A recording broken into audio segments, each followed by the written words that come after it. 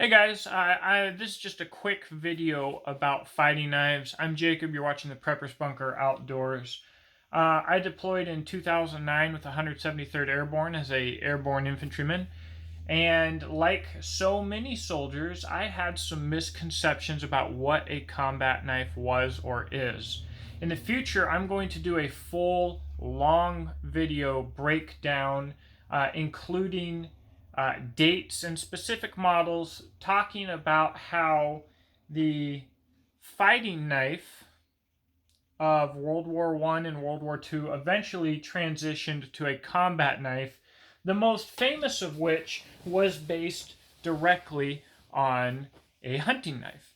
But we have a lot of misconceptions out there, and I want to take this opportunity to give you guys a quick story. So we had this kid, Billy, who I am misnaming for his own reasons. Go a little bit easy on Billy because he had some mental health issues, clearly, on return from his deployment. But we were sitting in the CP in the hallway, and he starts telling everybody a story about how he was with the company commander and somebody jumped out and jumped on the company commander's back and was going to kill him, and how he stabbed this bad guy in the eyeball and blood was sprinkling over him and he was giggling because it tickled. And we were looking at him like,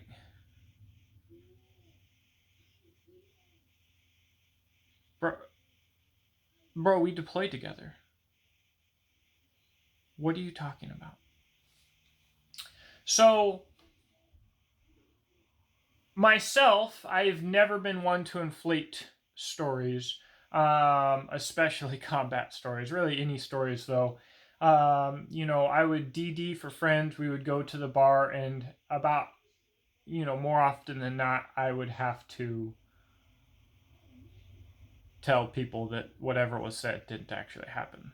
Um, and I'm not comfortable with that. It's weird and it's uncomfortable. But between veterans sharing stories of questionable authenticity, um, maybe some fishtails there. Between that and Hollywood, we have this huge gap of understanding on what a tactical knife actually is, and it is detrimental to the end user and to the industry. I've seen two people recently, one of whom literally referred to themselves as a combat knife expert, explaining the mods that he made on his knife. Neither of them had ever seen combat, and they're out here defining uh, with incredible enthusiasm what a combat knife is or should be, and they've never seen combat. Okay, and so the Dunning-Kruger effect says that the less experience and the less knowledge you have, the more assurance you have, the more confidence you have, and as you start to learn and get experience, that confident level drops, and it drops way down because the more you learn how much you have left to learn. And when that the confidence level starts coming back up, if you ever get to a point of mastery, right, the confidence level still likely never gets as high as it was when you knew absolutely nothing. And this is a documented psychological effect. Okay, and so to keep this short, sweet, and simple, if a tactical knife is not practical, it's not tactical. Most people can't even define what tactical is. Tactical is the opposite of administrative. So administrative is logistics and office work. Tactical is field and hands-on work. And so this is the Sykes Fairbairn dagger here, carried by British commandos in World War II, still used today. This is a fighting knife. It's not very practical. And again, I'm going to be going all into this. Really cool knife. I love it. But anybody who says that it's practical to be used as a knife hasn't used one, okay?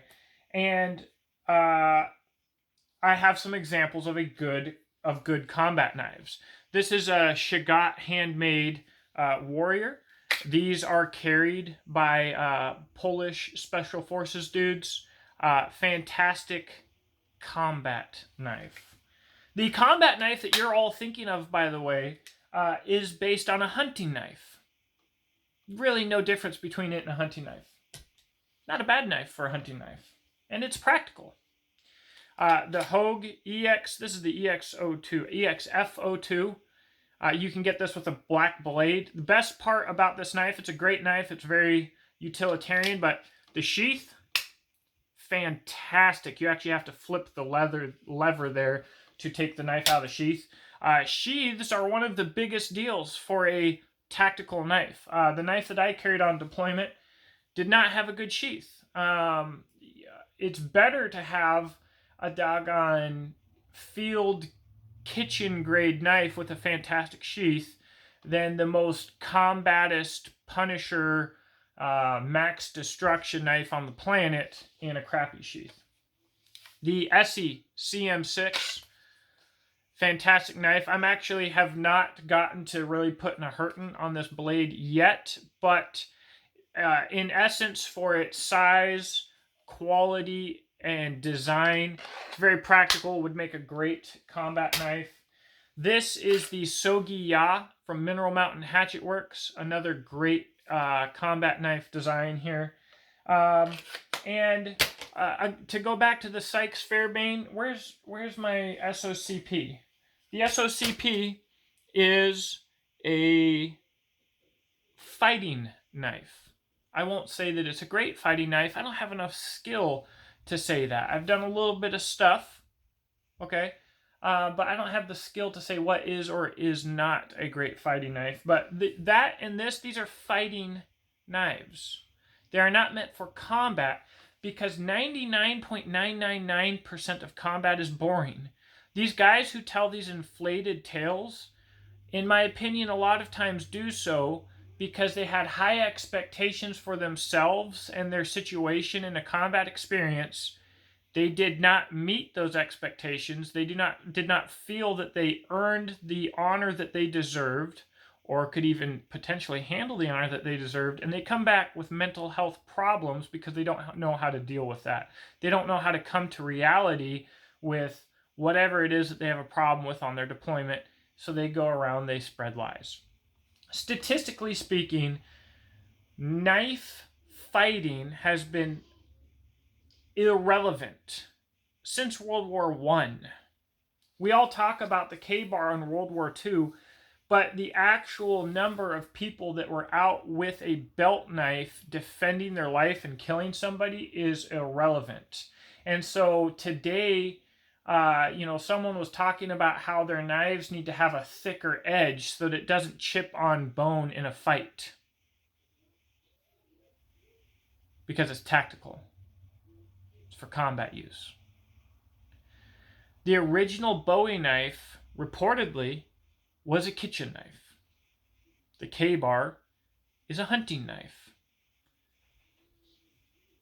Soldiers do need thicker edges because on deployment you're doing a bunch of stupid crap. It doesn't matter if you're on deployment in the Roman Empire or you're on deployment in the Space Force in year 3000. Okay? On deployment you're doing a bunch of stupid stuff for a bunch of stupid people. If you want a good knife, you bought it yourself and got it yourself. And you've got some stupid task to do and you whip out your knife and you do it.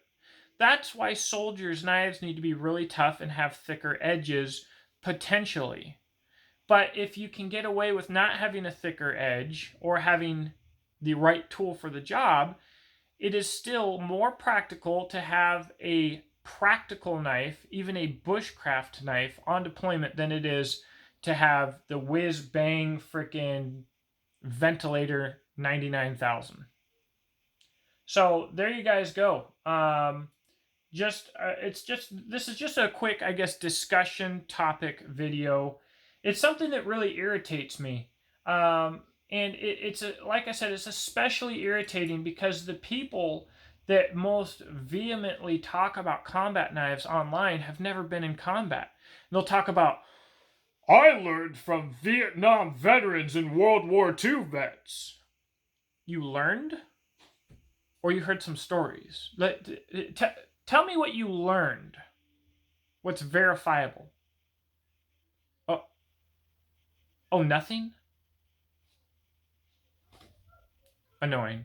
So, all right, y'all have a blessed day. I've got some bigger videos to hit today and some bigger videos to hit in the near future. I'll be doing videos on, I'll be doing this video more in depth. It'll probably be 20 minutes long.